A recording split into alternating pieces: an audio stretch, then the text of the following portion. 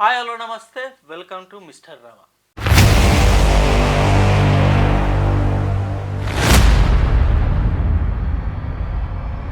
ఇది 20 రూపాయల నోటు.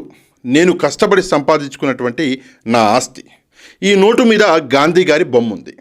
గాంధీ గారి బొమ్మ ఉంది అని చెప్పేసి ఈ నోటు గాంధీ గారిదా లేకపోతే నాదా? ఇప్పుడు మెడికల్ కాలేజ్ ప్రైవేటైజేషన్ అంశం మీద వైఎస్ఆర్సీపీ పార్టీ సక్సెస్ అయింది ఆ అంశంలో. ఎస్, దానివల్ల కలిగే నష్టాలు ఏంటో ప్రజలకు వివరించారు. ప్రజలు కూడా దానికి మద్దతు ఇచ్చారు. సో ఆ మెడికల్ కాలేజ్ ప్రైవేటైజేషన్ అనేది కంప్లీట్గా ఆగిపోయింది. వైఎస్ఆర్సీపీ పార్టీ అందులో సక్సెస్ అయింది. కానీ ఇప్పుడు ఏదైతే ఇప్పుడు కంప్లీట్ ఆంధ్ర రాజకీయం ఈ పాస్బుక్ల మీద జగన్ గారి ఫోటో లేకపోతే భూమి రీసర్వే ఏదైతే ఉందో ఈ అంశం చుట్టూ ప్రస్తుతం రాజకీయం నడుస్తుంది కదా. ఈ అంశంలో వైసీపీ పార్టీని కంప్లీట్గా ఒక ట్రోల్ అయ్యేలాగా చాలా అంటే చాలా వ్యక్తులు ట్రై చేస్తున్నారు. అందులో ప్రముఖమైన వ్యక్తి ఇప్పుడు మీకు స్టార్టింగ్లో వీడియోలో చూశారు కదా, ఆయన ఒకరు. ఆయన మాట్లాడుతూ నిజంగా ఆయన ఇంటెన్షన్ ఏంటో, నిజంగా వైఎస్ జగన్ గారిని ఆయన ట్రోలింగ్ చేయించాలనో లేకపోతే వైసీపీ పార్టీని మరొక్కసారి ప్రజల్లో డిగ్రేడ్ చేయాలనో ఏమో కానీ మొత్తానికైతే ఒక బెస్ట్ ఎగ్జాంపుల్, సూపర్ ఎగ్జాంపుల్ తీసుకొచ్చారు ఆయన. ఏది, ఇప్పుడు ఇది నోట్ ఉంది, ఈ నోటు మీద గాంధీ గారి ఫోటో ఉంది అంటే ఈ నోట్ నాదైపోద్దా అంటాడు. అసలు అది చెప్పిన తర్వాత ఇక అయ్యో నేను గొప్పగా చెప్పేశాను, ఇక నాకు తిరుగులేదు అసలు అద్దిద్ది అనుకున్నాను. కానీ సోషల్ మీడియా అలా ఉండదండి. ఒక్కసారి మీరు ఆ వీడియో కింద కామెంట్స్ కానీ ఫేస్బుక్ పేజ్లోనో ఇన్స్టా పేజ్లోనో ట్విట్టర్లోనో మీరు మాట్లాడిన మాటల మీద వచ్చిన ట్రోల్ కానీ ఒక్కసారి మీరు చూడండి. సరే అవన్నీ పక్కన పెట్టండి, అసలు అది మీరు చెప్పిన మాట ఎంత పెద్ద రాంగో నేను చెప్తాను. మీరు ఈ వీడియో ముఖంగా మీరు వినండి. ఈవెన్ మీరు చూస్తున్న ప్రజలు ఎవరైతే ఉన్నారో మీరు కూడా వినండి. ఆయన నిజంగా వైఎస్ఆర్సీపీ పార్టీని ట్రోలింగ్ చేయించడం కాకపోతే, వైఎస్ జగన్ గారిని ట్రోలింగ్ చేయించడం కాకపోతే, గాంధీ గారిని జగన్ గారిని కంపేర్ చేయడం ఏంటండి? అది చాలా పెద్ద రాంగ్ కదా. సో దీని గురించి మనం మాట్లాడదాం. ముందుగా మీ అభిప్రాయాన్ని కింద కామెంట్ రూపంలో డెఫినెట్గా తెలియజేయండి. అసలు ఆయన ఏవైతే ఈ నోటును చూపించి గాంధీ గారిని జగన్ గారిని కంపేర్ చేస్తూ చెప్పిన మాటల మీద మీ అభిప్రాయం ఏంటి? కింద కామెంట్ రూపంలో డెఫినెట్గా మీ అభిప్రాయాన్ని తెలియజేయండి. ఈ వివరాల్లోకి వెళ్ళిపోదాం. అసలు ఆయన కంపారిజనే అతిపెద్ద రాంగ్. ఎందుకంటే గాంధీ గారిని మన జగన్ గారిని అసలు కంపేర్ చేయలేము. ఎందుకంటే గాంధీ గారు దేశ స్వాతంత్రం కోసం పోరాడిన వ్యక్తి. జగన్ గారు ఒక్కసారి మాత్రమే ఆంధ్రాకి ముఖ్యమంత్రి అయిన వ్యక్తి. సో దేశ స్వాతంత్ర పోరాటంలో ఎన్నో అవస్థలు పడి, ఎన్నో విధాలుగా ఇబ్బందులు పడి ఆయన దేశ స్వాతంత్రం తీసుకొచ్చిన గాంధీ గారికి ఒక్కసారి ముఖ్యమంత్రి అయిన జగన్ గారికి అసలు ఏ రకంగా పోలుస్తాడు ఆయన? మేబీ ఇక్కడ నేను జగన్ గారి తక్కువ నేను అనట్లే. వైసీపీ పార్టీకో లేకపోతే వైఎస్ జగన్ గారి అభిమానులకో రాజశేఖర రెడ్డి గారి అభిమానులకో జగన్ గారు గొప్పోడు, దేవుడు, ఇంకా గాంధీ గారికి మించి ఉండొచ్చు. కానీ ఇప్పుడు ఇక్కడ కంపేర్ చేస్తుంది ఇద్దరు వ్యక్తుల్ని. సో ఒకరు జాతిపితాని, ఒక రాష్ట్రానికి సంబంధించిన మాజీ ముఖ్యమంత్రి. అంటే ఆయన కంపారిజన్ చేసిన టైంలో ముఖ్యమంత్రి, ఒక జాతిపితని ఒక ముఖ్యమంత్రిని కంపారిజన్ అసలు ఏ విధంగా చేస్తారు? అసలు ఆయన కంపేర్ చేయడమే ఒక ట్రోల్ కదా. అది కొంచెం కూడా ఆలోచించాడా? అరే ఇప్పుడు గాంధీజీని జగన్ గారిని కంపేర్ చేస్తున్నాను, ఇలా కంపేర్ చేస్తే మొత్తం నన్ను ట్రోల్ చేస్తారని కొంచెం కూడా ఆలోచించలే. ఇప్పుడు ఈ నోట్ మీద గాంధీ గారి బొమ్మ ఉంది, అది గాంధీ గారికి అయిపోద్దా అంటారు. దీనికి జస్ట్ నేను మీకు క్లారిఫికేషన్ ఇస్తాను. ఇప్పుడు నోట్ అనుకోండి, ఈ నోట్ అనేది పూర్తిగా నా అధికారంలో ఉండే నోటు కాదు. అది అఫ్కోర్స్ నేను సంపాదించిన నోటే అయి ఉండొచ్చు, కానీ ఇవాళ నేను నా దగ్గర ఉండొచ్చు, రేపు అదే నోటు వేరే వాళ్ళ దగ్గర ఉంటుంది. లేకపోతే ఆర్బీఐ ఉన్నట్టుండి ఆ నోట్లు రద్దు చేస్తే అసలు ఆ నోట్లు దేనికి పనికిరావు కదా. కానీ మా ఫాదర్ లేకపోతే మా తాత ఇచ్చిన ఆస్తి అనేది నాకు జీవితాంతం, నా జీవితాంతమే కాదు, నా పిల్లలు తరతరాలుగా ఉండిపోయే ఆస్తి. అది దాన్ని ఎవరు రద్దు చేయలేరు. అది నా హక్కు, అది నా ఆస్తి. ఈరోజు నా దగ్గర ఉండి రేపు ఇంకొకరి దగ్గర ఉండే ఆస్తి కాదు అది. నా తర్వాత నా పిల్లలకు వచ్చే ఆస్తి అది. సో అలాంటి శాశ్వత ఆస్తికిను ఈరోజు నా దగ్గర డబ్బులు ఉండేదానికి రేపు ఇంకొకరి దగ్గర ఉండే ఆ నోటుకి కంపారిజన్ చేశారు చూడు. అసలు నిజంగా మీ తెలివికి హ్యాండ్సప్ చెప్పాలి, నేను నిజంగా హ్యాండ్సప్ చెప్పాలి. అసలు అలా ఎలా కంపేర్ చేశారు? నోటు నా దగ్గర, అసలు ఆ నోట్ అనేది పూర్తి శాశ్వతంగా ఉండే నోటా? భూమి శాశ్వతమా?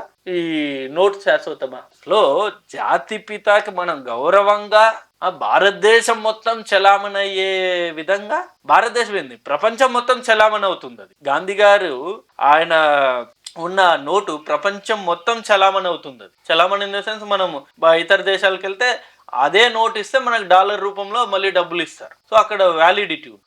కానీ ఇక్కడ జగన్ గారి ఫోటో ఉన్న పాస్బుక్ అనేది అసలు అది నిజంగా ఆ పాస్బుక్ చూసిన తర్వాత చాలా బ్యాంక్స్ కూడా వీళ్ళకి లోన్లు ఇవ్వాలా వద్దా అని చెప్పేసి డౌట్ పడ్డాయి, సందేహపడ్డాయి. ఎందుకంటే ఇప్పుడు జనరల్గా మనము తాతల కాలం నాటి నుండి మనం చూస్తూ ఉన్నాం. తాతల కాలం నుండి మనం చూస్తున్న పాస్బుక్ ఆంధ్రప్రదేశ్ రాజముద్ర ఉంటుంది. సో అది ఎంత హై అఫీషియల్గా ఉంటుంది. గవర్నమెంట్ ఆఫ్ ఆంధ్రప్రదేశ్ ఇచ్చిందని చెప్పేసి ఒక సీలు, ఒక ముద్ర అనేది ఉంటుంది. దానికి నువ్వు జగన్ గారి ఫోటో ఇచ్చిన పాస్బుక్కి ఎంత తేడా ఉంటుంది, ఎంత వ్యత్యాసం ఉంటుంది. ఒక వ్యక్తికిను, ఒక రాష్ట్రానికి, ఒక వ్యక్తి ఫోటోకిను, ఒక రాష్ట్ర అంబులానికి, ఒక రాష్ట్ర ముద్రకి ఎంత వ్యత్యాసం ఉంటుంది చెప్పండి.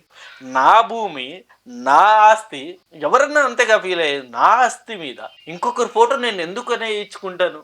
నాకు అభిమానం ఉంటే నేను టాటూగా ఇచ్చుకుంటా, నాకు అభిమానం ఉంటే నేను ఇక్కడ టాటూగా ఇచ్చుకుంటా. అంతే తప్పితే నా ఆస్తి మీద వేరే వాళ్ళ ఫోటో ఏంటండి అనేదే కదా ప్రతి ఒక్కరు ఆలోచిస్తారు. అలా ఆలోచించారు. మీకు తెలుసో తెలియకు అసలు జగన్ గారు 11 స్థానాలకి వచ్చేయడానికి ఇదొక ప్రధాన కారణం. ఎందుకంటే చాలా మంది ప్రజలు ఇదే విశ్వసించారు. అరే మన ఆస్తి మీద, మా తాతలు ఇచ్చిన ఆస్తి మీద, నేను సంపాదించుకున్న ఆస్తి మీద జగన్ గారి ఫోటో ఏంటండి అని చెప్పేసి. ఇప్పుడు బేబీ అది వైఎస్ఆర్సీపీ అభిమానులకో, వైఎస్ఆర్సీపీ కార్యకర్తలకి ఎస్ నా పాస్బుక్ మీద మా నాయకుడి ఫోటో ఉంది సూపర్ అనిపించుండొచ్చు, దాన్ని నేను తప్పుపట్టను. కానీ కామన్ మ్యాన్కి, కామన్ పబ్లిక్కి ఏమనిపిస్తుంది అది? అంతెందుకు ఇప్పుడు ఈయనే ఉన్నాడు, ఈ నోట్ ఎగ్జాంపుల్ చెప్పిన ఆయనకి ఏదన్నా ఒక ఫ్లాట్ ఉందనుకున్నా హైదరాబాద్లోనో లేకపోతే విజయవాడలోనో, ఆయనకి ఇచ్చిన ఫ్లాట్కి సంబంధించి ఆ ఇంటి పత్రాలు ఉంటాయి కదా, ఆ ఇంటి పత్రాల మీద జగన్ గారి ఫోటో ఉంటే ఆయనకి యాక్సెప్టబుల్ అయినది, ఆయన యాక్సెప్ట్ చేస్తాడా? సరే అది వదిలేయండి. ఇప్పుడు ప్రస్తుతం సరే జగన్ గారి ఫోటో మీరు యాక్సెప్ట్ చేయాల్సిందే అని చెప్పేసి మీరు వాదించారు కదా. ఇప్పుడు మీకు ప్రస్తుతం కూటమి అధికారంలో ఉంది కదా, మీకున్న పంట పొలాల మీద ఇప్పుడు చంద్రబాబు నాయుడు గారి ఫోటోలో లేకపోతే పవన్ కళ్యాణ్ గారి ఫోటో వేస్తే మీకు ఓకేనా? ఆ పాస్బుక్ మీద వీళ్ళు ఫోటోలు వేస్తే మీకు ఓకేనా? మీరు యాక్సెప్ట్ చేయరు కదా. నా పాస్బుక్ మీద మీ ఫోటోలు ఏంటని చెప్పేసి మీరు అడుగుతారా లేదా? డెఫినెట్గా అడుగుతారు. అలాగే ప్రజలు కూడా అడిగారు, దాంట్లో తప్పేముంది? వాళ్ళ ఆస్తి, వాళ్ళ హక్కు మీద జగన్ గారి ఫోటో ఏంటి?